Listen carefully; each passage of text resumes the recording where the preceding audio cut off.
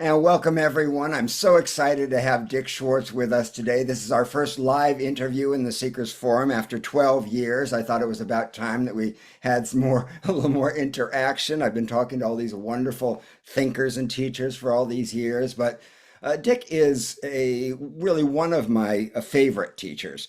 I'd like to just tell you a few things about him before we begin.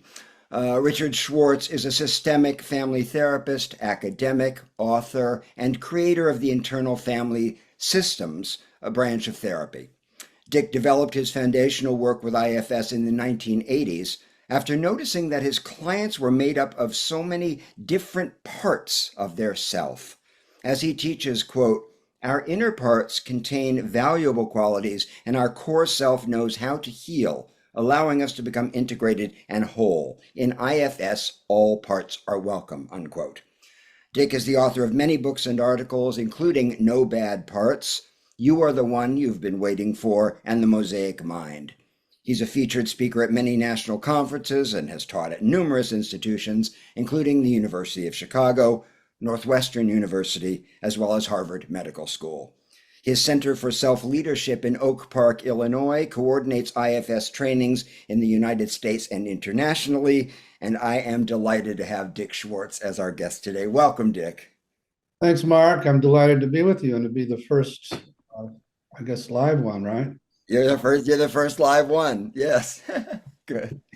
So let's dive right in. I want to start with something that you've written to give folks an introduction to your work. You've written, quote, when we simply turn our attention inside, we find that what we thought were random thoughts and emotions comprise a buzzing inner community that has been interacting behind the scenes throughout our lives, unquote.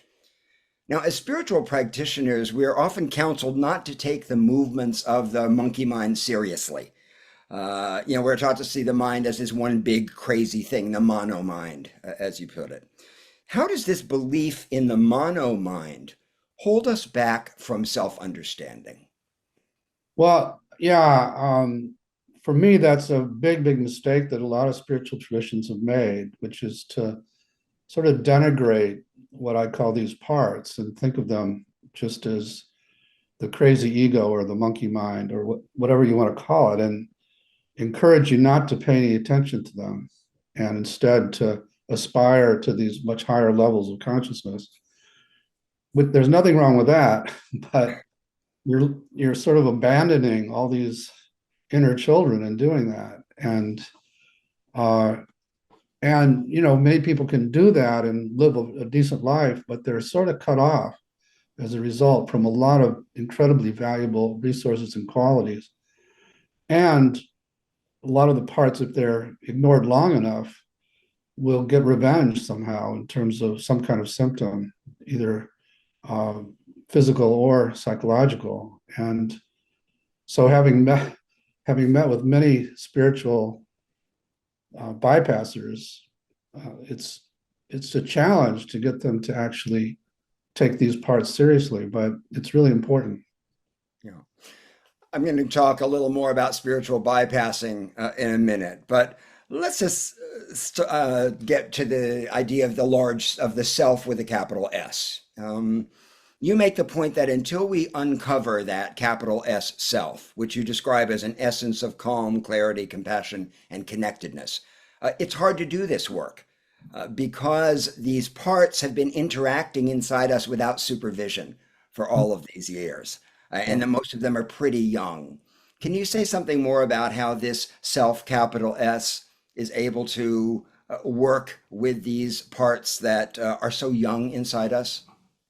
Yeah, many of us were not raised to actually know about or lead from that place, even though it is in everybody and can't be damaged and knows how to heal if it's accessed.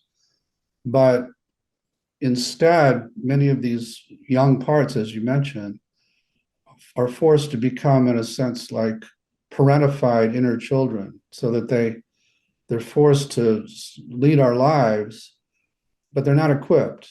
But they tend to blend, is my language, with the self, obscuring it, and then and then lead your life. And a lot of that is what is derogatorily called the ego in spirituality, but it's just these little guys trying their best.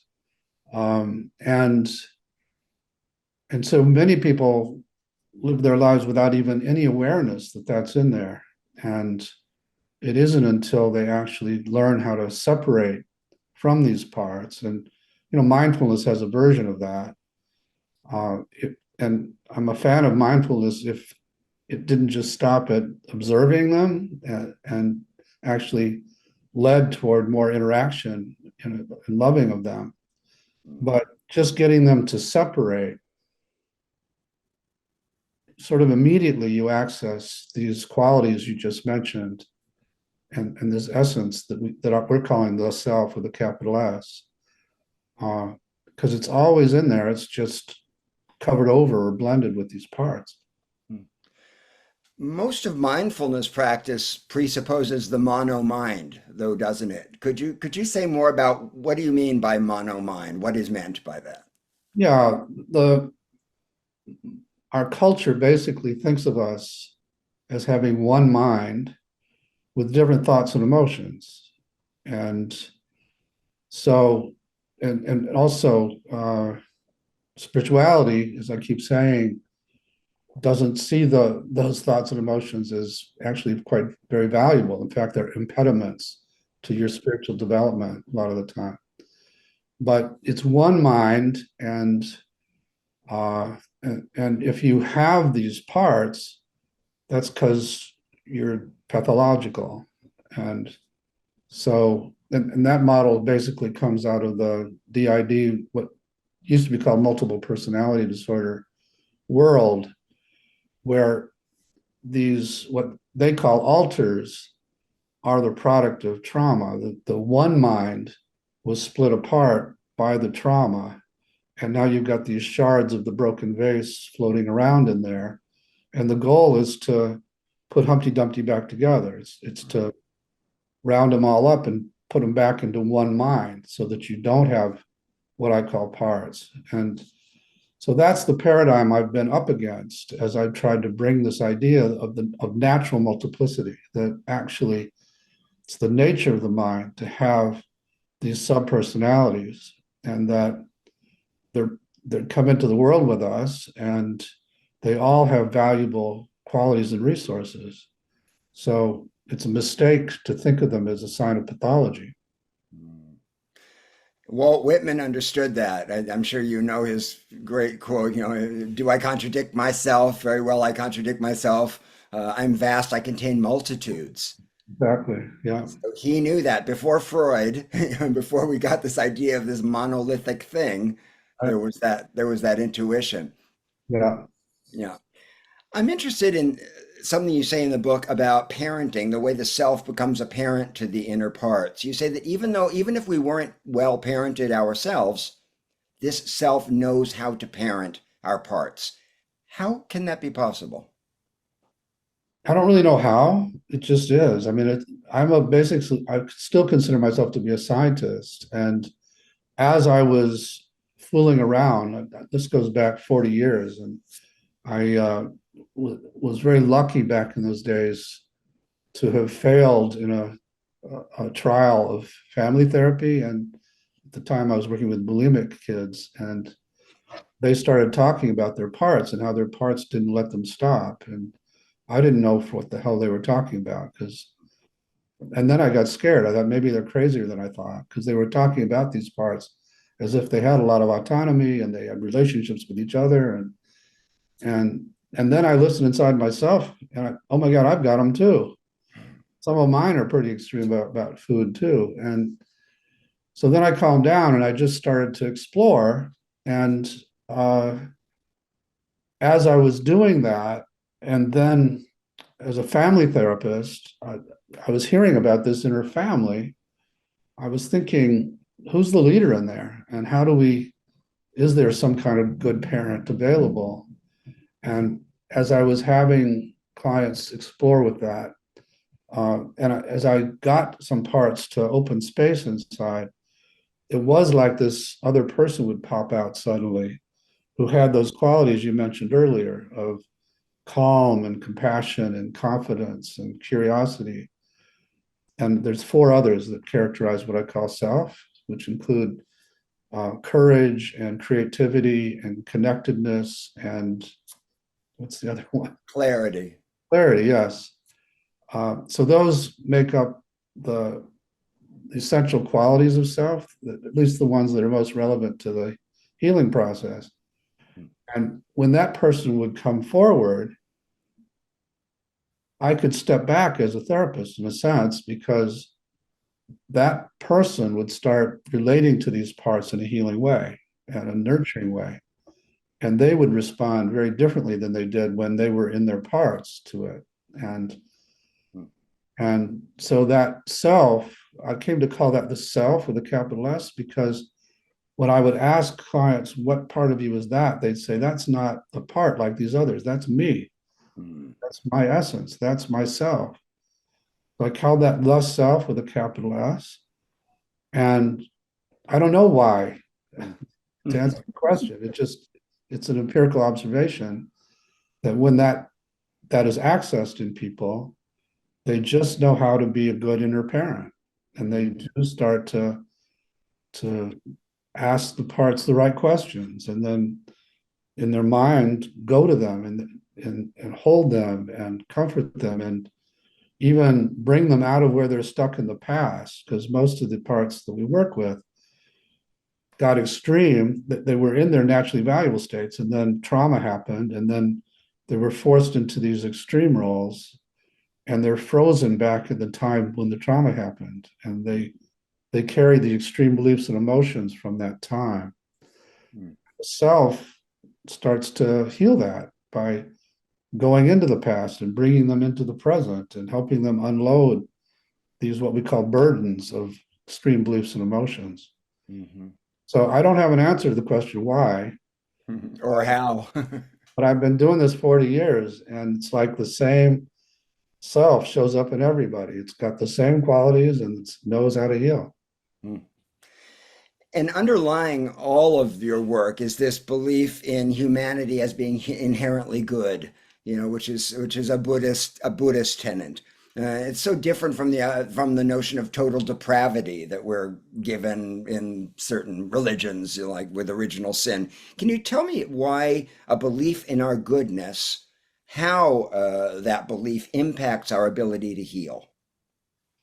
Yeah, and again, some of that I didn't start out that way, but just over these 40 years of over and over, when we access that self, good, it's pure goodness, and it is just beneath the surface of these parts, and it can't be damaged. All of that is quite amazing. And so, if that's the essence of humanity, then yes, all these other ideas about people are wrong, and that this is who we really are. And again, it's just an empiric observation. And then the other big kind of shocking discovery is that there aren't any bad parts. That's the title of my book you're quoting some from. No bad parts. That as you get to know each of them, they have a self. And they, when they're released from their extreme roles, they become pure goodness too. So it's a radical position about human nature. And at our annual conference, there are a couple of people that are working in the prisons with murderers and people who are who restorative justice, things like that. And it makes such a difference when you're working with those people to know that there's goodness in them, and to not just write them off the way psychiatry does as pathological, sociopaths and so on. So yeah, it's something I can actually prove, which it's a nice thing to think about, but if you can't prove it, then it's just a belief system. But I have videos of people who've done heinous things, and as they get these parts of open space, same self pops out in them that pops out in everybody else, and we can go to the part that did the rape or did the murder and get curious about it and learn its secret history of how it got forced and where it's stuck in the past and some trauma scene and so on and so on. So Mm. it's a radical position. Yeah. And it goes beyond the Buddhist idea of ignorance being the thing that prevents us from knowing our goodness. Yeah. It says that actually it's unhealed trauma that prevents us from knowing our goodness. Exactly right. Yeah, that's a big difference. Yeah. You've said that, and you just mentioned that in moments of trauma, the parts get frozen, and that in order to thaw them, we need to, listen to our troublesome parts rather than fighting them.